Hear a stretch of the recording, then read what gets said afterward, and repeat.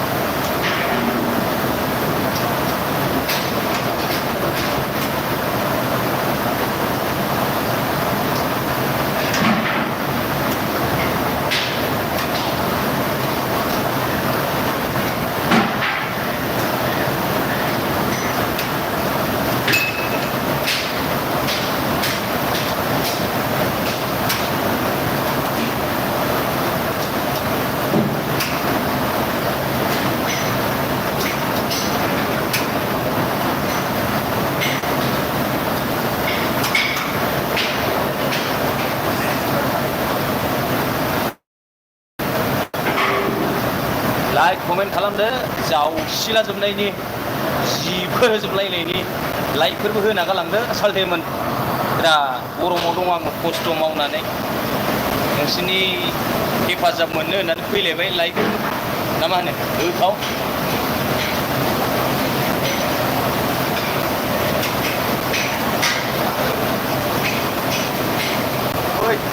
दै गोग्लैदों दै एसे गोजानाव दोननांसिगोन औ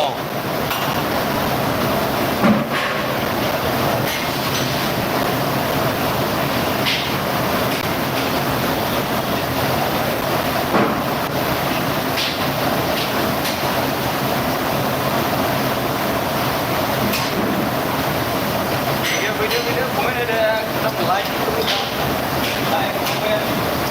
मा एल'नांगौ मा एल'नाङा गासिबो एल'जोबो आरोखि ओमफ्राय नोंसोरो आंनि माथोखौ खोनादोंना खोनायाखै माथोखौ खोनादोंना खोनायाखै खोनादोंबा खोनादों कमेन्ट खालामनाय देलाय मासो खोनादों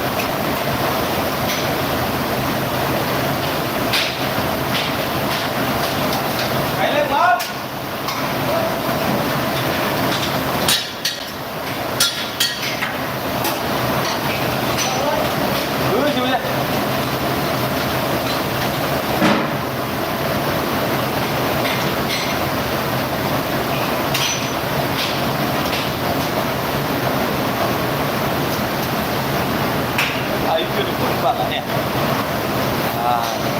गुड इभिनिं अल बयखौबो बरायबाय ओमफ्रायहाय जोंहा आर दैमारि लागाव मा संखो केबेज संसावदों केबेज आइल फ्राय ओमफ्राय टिना बर' मा संखो आदा केबेज आइल फ्राय खालामदों आंनि माथोखौ खोनादोंना खोनायाखैमोन गोजाननिफ्राय आर दैमारि थुखोबाय ब्रादार वेलकाम थेंक इउ थुखोनायनि लाइक थुखोबाय थेंक इउ टिना बर' साराया माथो बुरजाथार आदा औ साराया अयथासार बुरजा अयथासार नै नुख'लायनो हाया नुस'जोबलायखाया ओरैबायदि गोलावखा ओमफ्राय आंनि माथोखौ खोनादोंना खोनायाखै गोजाननिफ्राय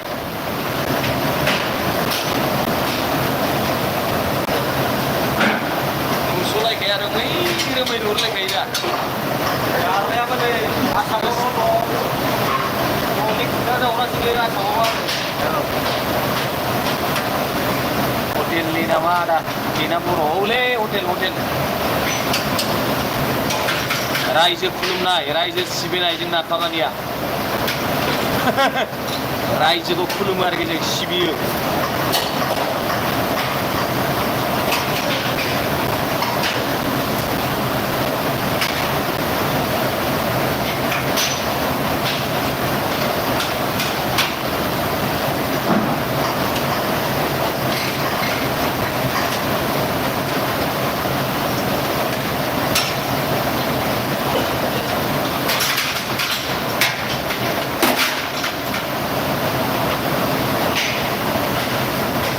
दे टिना बर' साख्रि मानो नाजायासै आदा जों साख्रि नाङालै जों साख्रि मावना जाग्रा नङा गोसो बायदि बिन्दास थाग्रासो जोङो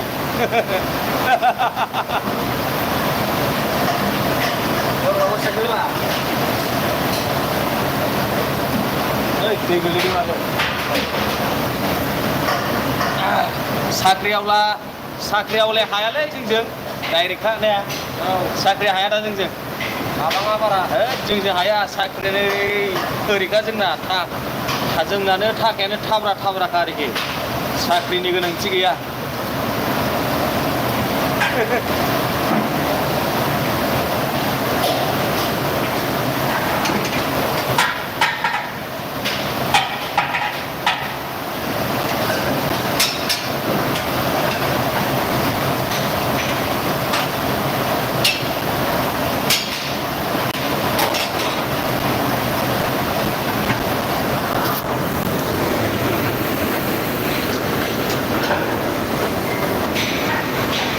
नै जोंना नायदो स्रां अयथासार गिदिरखा दा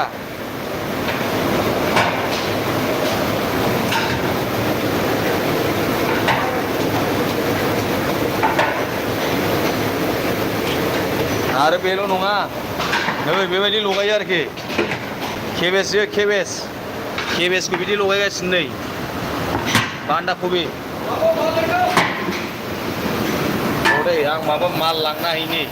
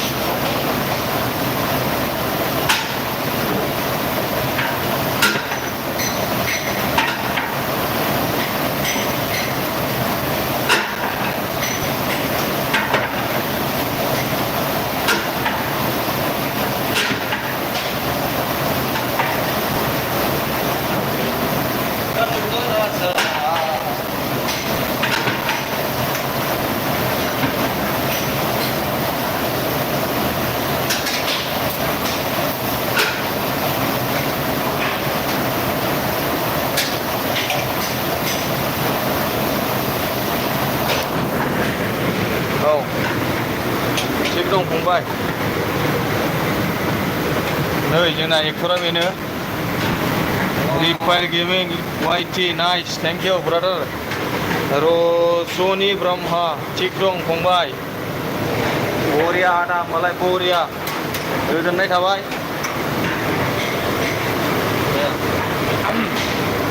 दे मेथाइ खनदो नोङो गान्दौला राजानि जा मेथाइखौ बार रोङालै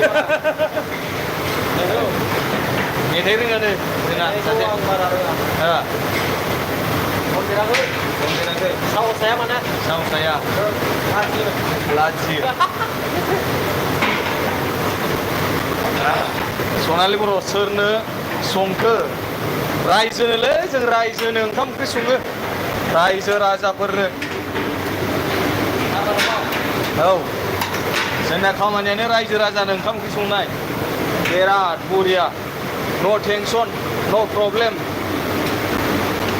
बिन्दास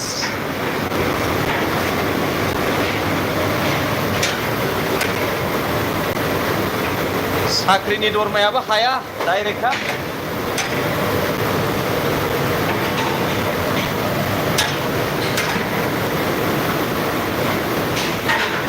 बहायना मा मोननो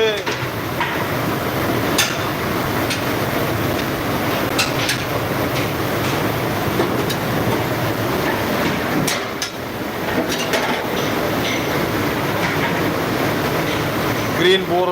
वाट नङालै वाट नङा नै मावगासिनो जोङो माने ना मा होनो जोंखौ वाट होनना सोंहरदों मावगासिनो गरम बारा गरम हानाया औ वाट टिना बर' आर्मि मावनाय बायदिसो नुयो आदा नोंखौ आर्मियानोखा जोङो औ दारि लानो मोना जोंना दारि लानो मोना आर्मि नालाय बे आरोखि टिना बर'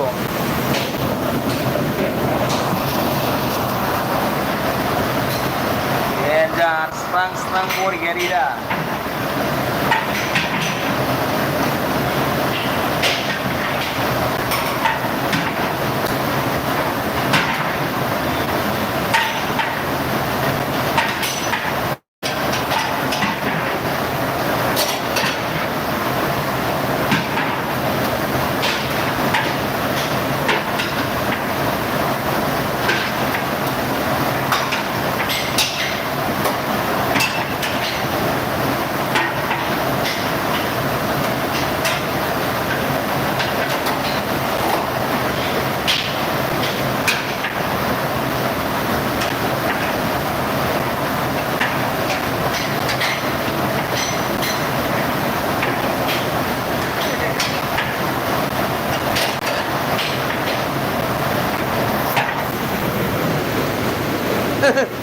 China बर' मिनिदों जोंहा Underworld oh my god Underworld बबे जायगायाव आदा आङो माबायाव दंलै एकदम खोला भारतआवसो दं आं खोला भारतआव दं खोला भारत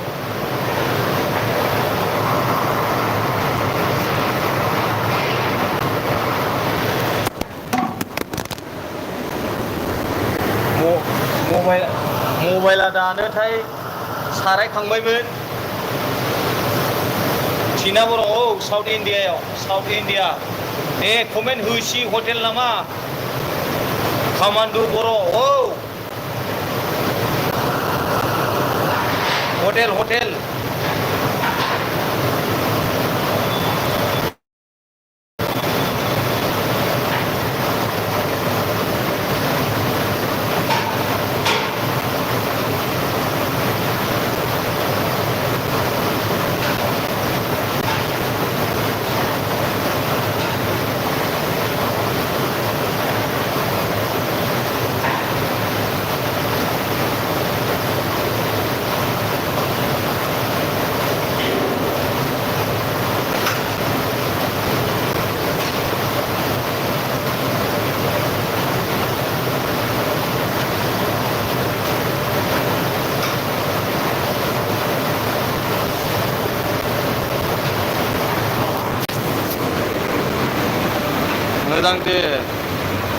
मोजां दे लागाव औ कामान्डु बर्डार बेदर संदों नामा कामान्डु आं बेदर संथ'वाखै बर्थमान माबा माबिसो एवखां साखां होनो नामा एवखां साखां मावगासिनो माल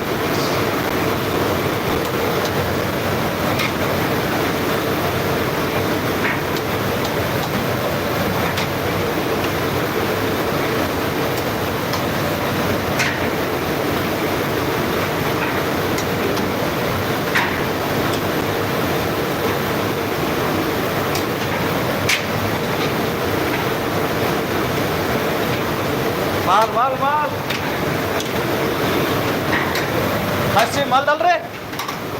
क्या कर रहा है तुम China बर' र' आदा ओंखाम जानोसै आंहा दे जानाय लोंनाया देरसिन नानि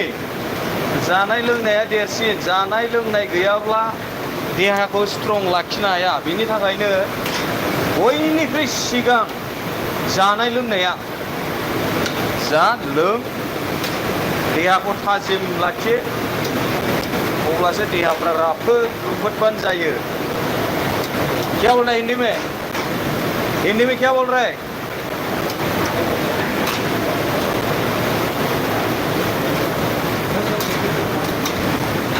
जाखो आदायालाय बबेनि जाखो आदाया माबानि सनितपुर डिस्ट्रिक्टनिसो आदाया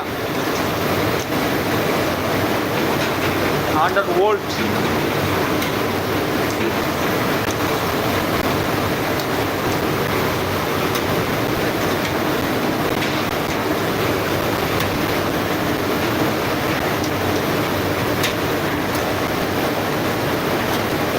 एक हाथ से माल लेके आओ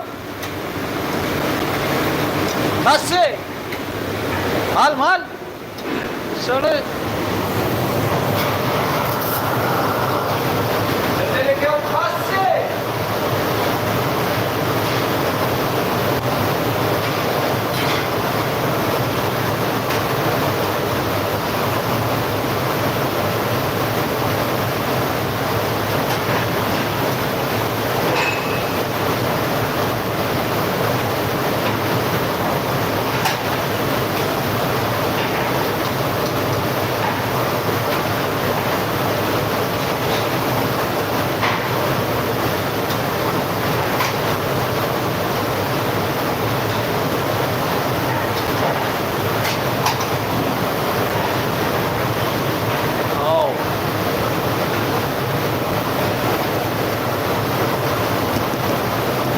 SR Vlog welcome brother welcome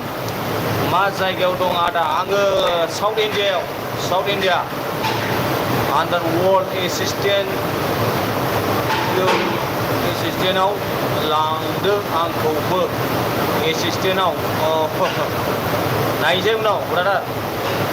ए नार्जिनारि गुड जब आदा एकदम thank you good job thank U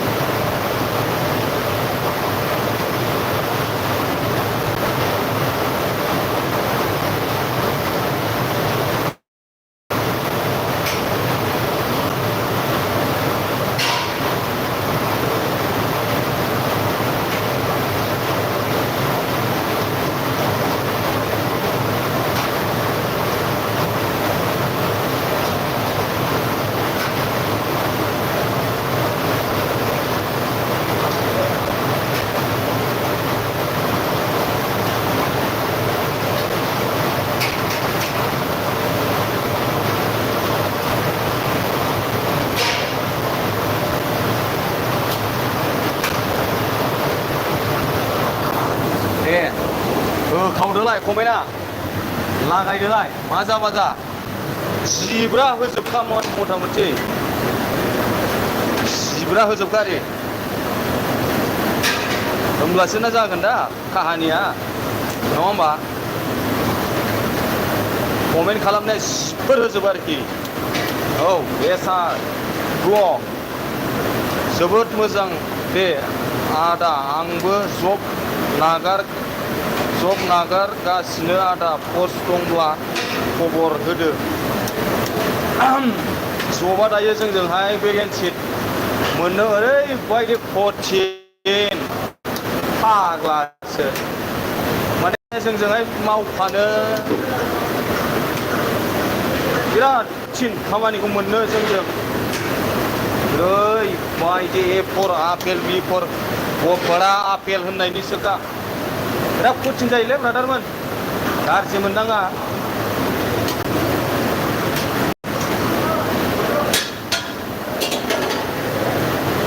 औ आन्डार वर्ल्ड आंबो सन्डेक्स इउ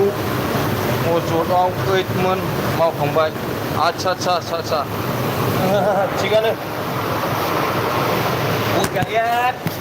मबाइला दानदों आंना डिसप्ले थांलायबायमोन फाग्लासोखा नै बेनिफ्राय जोब्बाय बुस्थुआ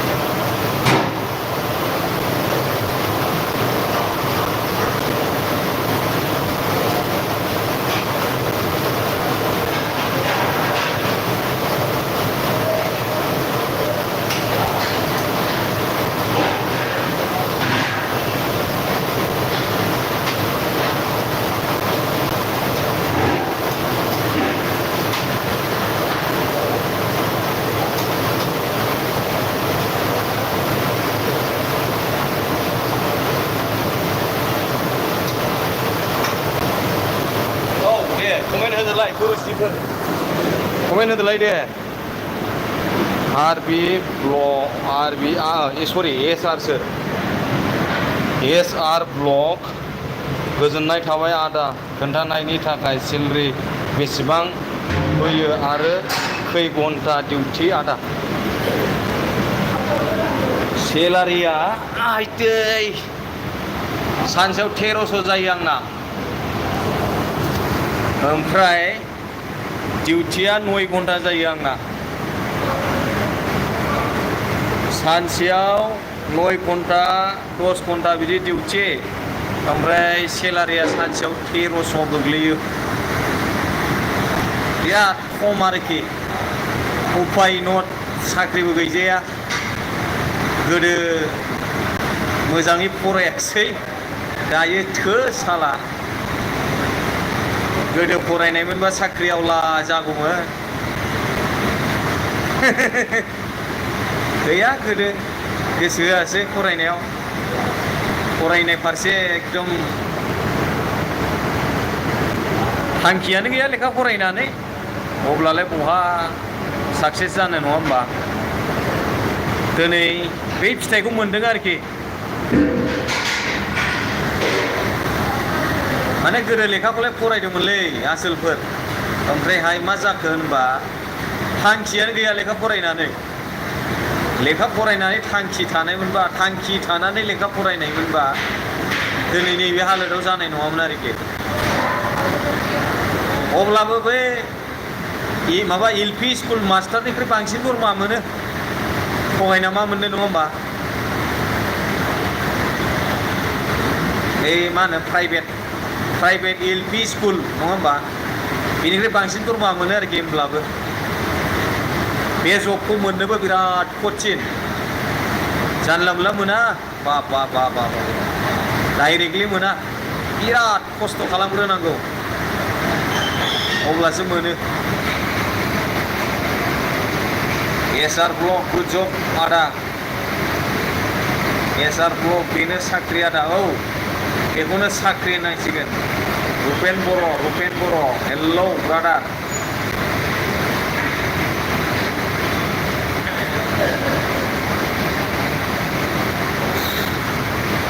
गरमा अयथासार गरम जाखायो जानायालाय एगजास्ट दंजोबो दंनायालाय जेबो टेनसन गैया बारा गोलोमला गैया गोलोमबा दसे साइडआव जिरायना थादोलाय कन्टिनिउ थानो दरखार गैया ज्राव मानसि दङ ओंखायनो माने दसे थाबाय दसे साइडआव थाबाय बिदि आरो सामथिं 100 जननि खाथियाव दं जोंना स्टाफा फाग्ला बुरजाखा ओमफ्राय गावबागाव डिपार्टमेन्ट आरो खामानिया सोरबा बैयाव बेबायदि आरोखि नार्जिनारि गभर्नमेन्ट जब ग्रुप D नि सेलारिनि समान ना आदा औ बेबायदिखौनो होननांसिगोन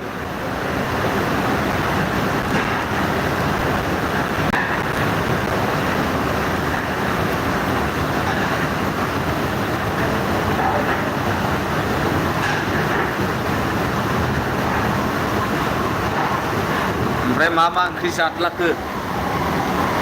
मा ओंख्रि जाखो नोंथांमोना खोन्थादो आंबो जाखांबाय दालिजों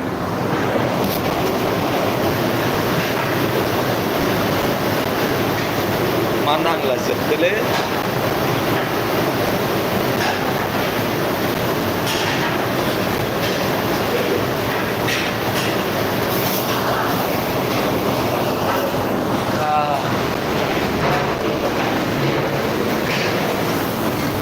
फैलायबाय आरोखि दसे जिरायनानै फैलायबाय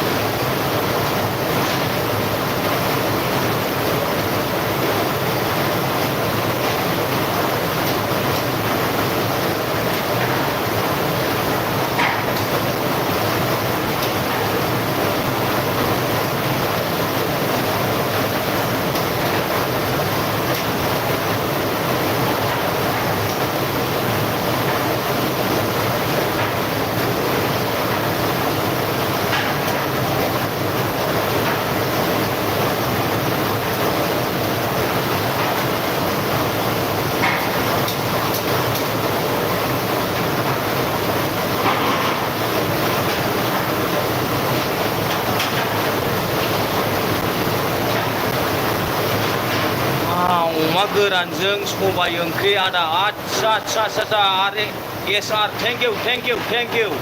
फुंखा ब्रह्मा बरिया जादों आदा नोंनि खामानिजों गैया बायदिखौसो नों मावना जानांगौ आदा औ फारे सोरथो साख्रि होनो जोंनो नङाबा ने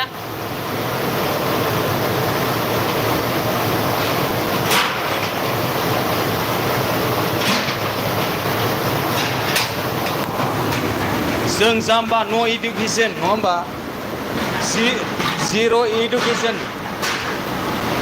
जिर' इडुकेसननो सोर साख्रि होनो बेफोरखौ मावनानै जायाबा नै बेफोरबायदियावबो सङो आरोखि नैबे आलु गेन्द्रा होनो बेखौ नै राम रस होनो अरावहाय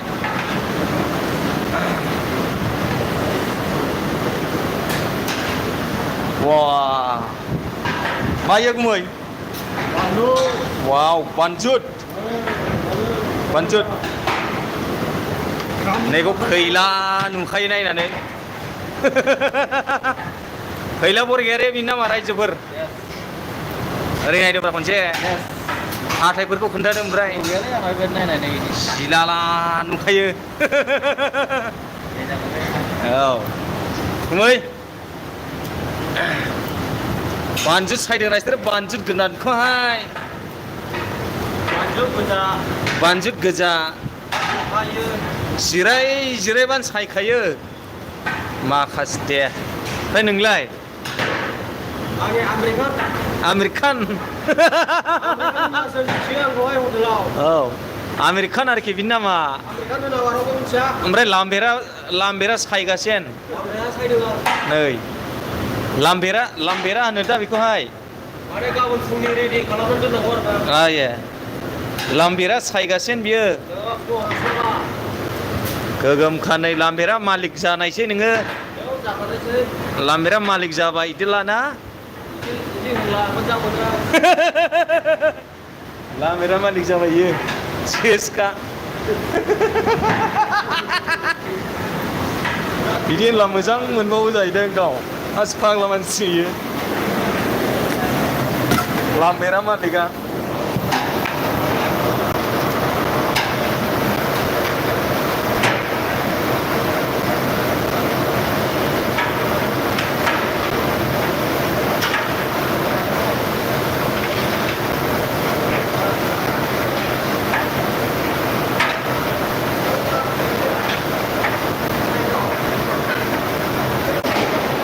माखासे जोबमालाय दाबो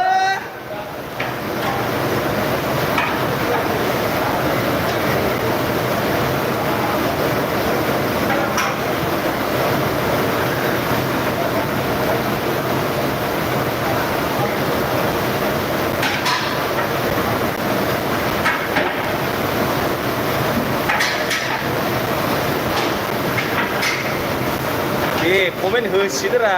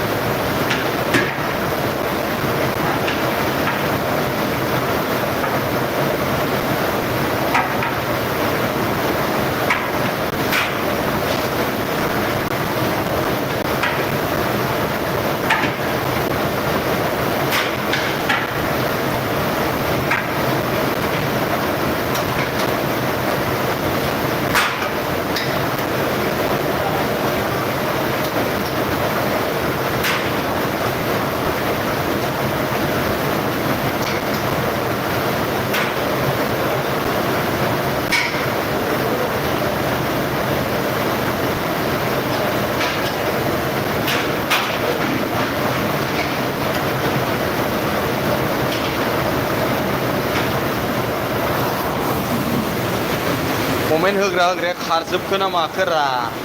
ना कमेन्टआ थाबथाबाय नायनांसिगोन र' बेलेग मबाइलजों नायनोसै आं कमेन्टआ रावनाबो पास जायाखिसै थाबथाजोब्बाय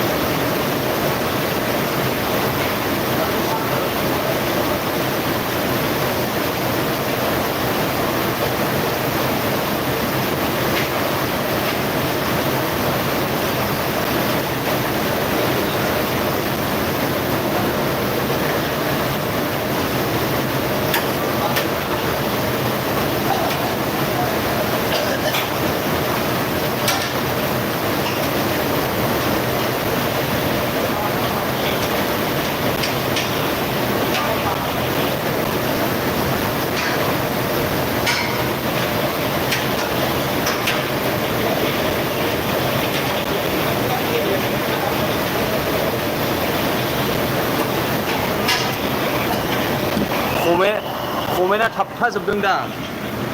दासो सिनायदों आङो नै कमेन्टखौ खोन्थानोसै र' आयु मालाबा जा बुरजा कमेन्टआ फैगोनलै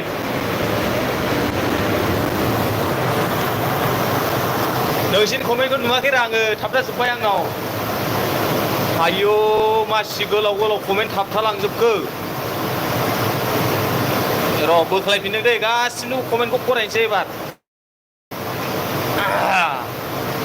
एसा ब्लगा होनदोंमोन जाहैबाय अमा गोरानजों सबाय ओंख्रि आदा बरिया फुंखा ब्रह्म बरिया जादों आदा नोंनि खामानिया जों गैयैया बिदिखौसो मावना जानांगौ आदा औ राइट ओमफ्राय कबिता स्वर्गियारि औ आदा very good job and nice sharing thank U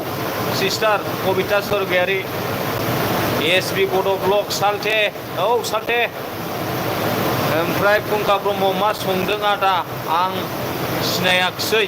cabbage बान्दा कबि संदों ओमफ्रायहाय नों जाम्बा नङा दे आदा कबिता स्वर्गियारि जाम्बासो कबिता स्वर्गियारि नोंनि मिनिनाय सुपार थेंक इउ कबिता ओमफ्राय जोंलारि ब्रह्मा गुड जब औ बिदिखौनो होननांसिगोन राजुवारि खबर सबर माब्रै दं आदा गेजेरावनो दं ब्रादार ओमफ्राय मिक्सार फेमिलि 01 खबर बोरै दं मोजां सनालि Boro' wow bro good job thank you Damik Mushahary मा संदों खोन्थाहरदोलै फंबाय केबेज आइल फ्राय खालामदों थावआवहाय फ्राय खालामदों मा खबर ब्र सनालि बर' मोजां सेमिता मोसाहारि ब्लग लाइक दोन thank you sister Samita Mosahari मा संदों दादा संनायानोथ' नै नानि केबेज आइल फ्राय आं खारथ'वाखैमोन आदसा थेंक इउ ओमफ्राय आङो नोंसिना कमेन्टआ बेयाव थाबथाजोबना दं एसे र'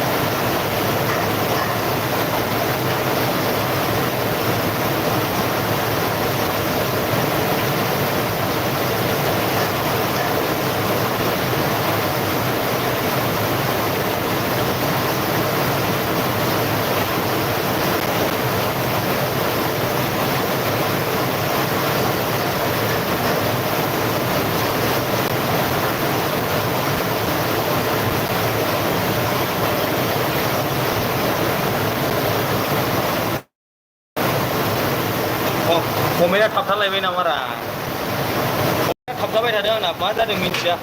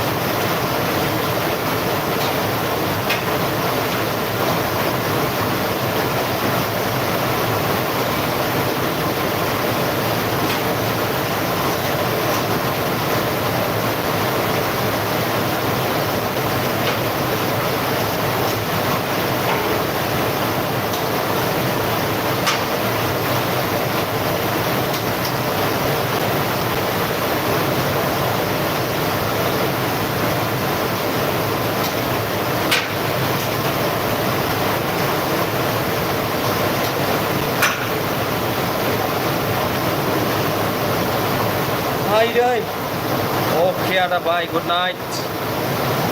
कबिता स्वर्गियारि फंबाय नोंहा फेमिलि दंना दंसै नामा दङ आदा बे हटेल नामा नों मावनाया औ हटेल फंका ब्रह्म ओइ लोगोफोर गासिबोखौबो आंनि दसे सम ELB आव फैनायनि थाखाय आंनि गोसो गोरबोजों नोंथांमोन बयखौबो गोजोननाय जासिहरबाय ओमफ्रायहाय जोंना खामानिया जोबनायनि लामायाव फैबाय आरोना दा बिनि थाखायनो नोंथांमोन बयखौबो बाय गुड नाइट होननायनि लामायाव फैबाय आरोखि नोंथांमोना रावबो गाज्रि मोननाङा नङा होमबा आइदै बोराय देहा बोरायबाय लोगोफोर औ अके बाय होननायसै आं नोंथांमोनखौहाय नोंथांमोना गाज्रि दामोन नोंथांमोनजों मोजाङै रायलायनो हायाखिसै मोजाङै सावरायनो हायाखिसै नङा होमबा गोसोखौ दुखु मोनदों आंबो नोंथांमोनजों मोजां रायलायनो हायैनि थाखाय मा खालामनो मालाबा मोजां जिरायना रायलायनोसै र' आंनि मबाइलावथ' माबाया मा होनो कमेन्टआ थाबथाजोबखाबाय रावनोबो नुवाखै नैबावसो नुदों आरोखि नोंथांमोननि कमेन्टखौ ओमफ्रायहाय सुबुं M % hi brother new subscriber thank you from Baksa गोजोननाय थाबाय सुबुं M % नङा होमबा लोगोफोर बेबायदिबा नोंथांमोन बयखौबो आंनि गोसो गोरबोनिफ्राय रोजा रोजा साबायखर आंनि ELB आव बयबो फैनायनि थाखाय बिराद गोजोननाय मोनदों स' लोगोफोर बे दिनैनि ELB खौ दोनबाय दे गुड नाइट मालाबा मोजां लोगो हमलायनोसै लोगो मोनलायलायगोन आरोखि गाज्रि दामोन बयबो गुड नाइट बाय बाय लाभ इउ अल बाय बाय